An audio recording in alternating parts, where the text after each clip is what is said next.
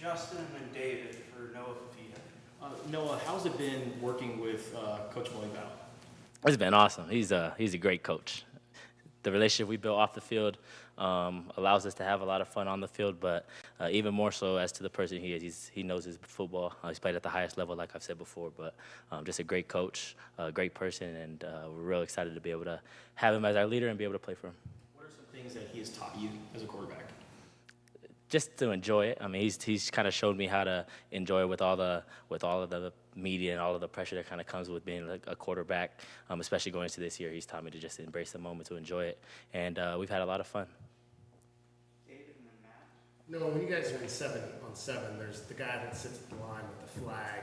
How important is it for you to be able to get rid of the ball before that flag goes? It's super important because I think it's 7-on-7, and it stems from high school and youth football. You can build a lot of bad habits, holding the ball too long and kind of drops that are unrealistic. So that just kind of having the T there, they're saying time. I don't know if you guys can hear that, but it just kind of keeps you on rhythm, it keeps you on time, because at the end of the day, we're trying to get better and we're trying to prepare for real football where you don't have all day to throw. So it's really beneficial.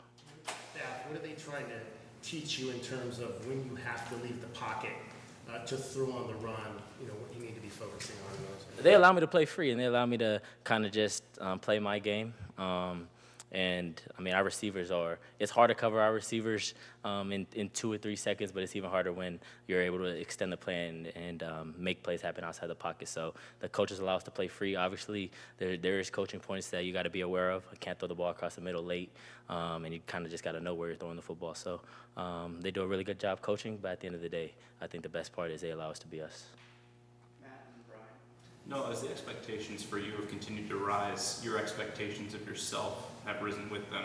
How do you keep your standard up and know that this is, your first fall camp as the starter coming into the season, and just keep raising your level all the way through practice?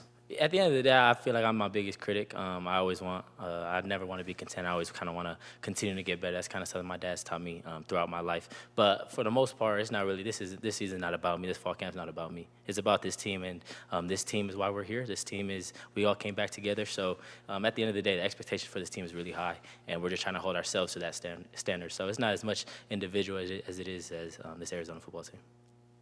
Brian and Michael. Just curious, are you guys doing a different kind of handoff style with some of the plays this year where it seems like maybe it's a little more slower developing? Yeah, I mean, it is a different scheme, so there are a lot of nuances that may be different from last year. But like we said a lot of times, it's a lot different. It's not going to be the same as last year. It's a new scheme, new players, and our offensive line coach he's a great coach. So we expect our run game to be really explosive this year with the running backs that we have, the scheme that we have, and then the big guys we have up front. Michael and Jason. How does Teamac look out there, in your opinion? I mean, I think you guys see it. It looks like he hasn't taken a step back since the last time he's been on the field. You kind of forget how, even I do. I mean, I've been playing with him for 7 years. You kind of forget how long he's been off, how good he really is. We've said it all along that he is the best player in the country, and he's kind of showing that since he's been back, just showing the football IQ, the knack he has for getting to open space, and then even more so, I don't think I've ever seen him as explosive as he is. So looking forward to kind of watching him get a lot more yak this year and prove that he is the best player in the country. Jason and Jordan in the back. We've heard last year and just under the previous coach that the offense was it was complicated at times, the playbook. How would you describe this playbook in terms of being able to learn it and learn what the coaches want and things like that? I mean, we're at a level now where football's football, but there are a lot of complications. There's a lot of in-depth things that you kind of got to remember. So that comes with the position I play. But the coaches have done a really good job kind of keeping some terminology from last year, keeping the same things. They allow us to kind of have a say in that. So I'm real excited where our offense is right now, and we still have a long way to go till we start. As a quarterback, are you happy with where the offense is now, or would you like to see you guys, where do you think you are? Yeah, there's always room for improvement, and I think we've stacked a couple good days on each other, which is real exciting. You kind of get to see the ceiling for where we really can get and what we're capable of. But at the end of the day, we still got to get healthy, and we still have some guys that haven't been on the field together. We still haven't seen Teamac, Montana, Malachi Riley on the field together. Jeremiah Patterson's done a great job. Chris Hunter's done a great job. Rex Haynes. So kind of with these injuries, it's allowed a lot more people to kind of show what they can do. So our receiver room's 7, 8 deep, and that's really exciting. Jordan in the back and then Troy. How has it getting more familiar with the new technology that's afforded you and helmet, non-tablet, getting used to it as you're doing your fall camp? We had tablets in high school, so it's been kind of 2 years since I had tablets, so that's kind of just getting back into the groove. But as for helmet communication, I've never had that before, so that is really different. But I'll tell you, we're a lot better than we were in the spring. A lot of football programs say that the strength and conditioning is kind of like the backbone of any program. So what has it been like to work with Coach Carroll, and where have you seen this impact so far in these few months on the training field? Their staff is awesome, and Coach Carroll's the head guy in that aspect. But I mean, we were with him since January, and he's done a great job getting us in shape, getting us healthy. I think one thing that Coach Carroll is a master at is mobility and making sure that everybody's healthy, making sure everybody's body's working the way it needs to be. So they've done a fantastic job getting us ready for fall camp, and I know they'll continue to have us ready throughout the season. Matt and then Brian. You mentioned helmet communication and kind of adjusting to that. I believe they can be in your ear up until the 15 seconds of the play clock.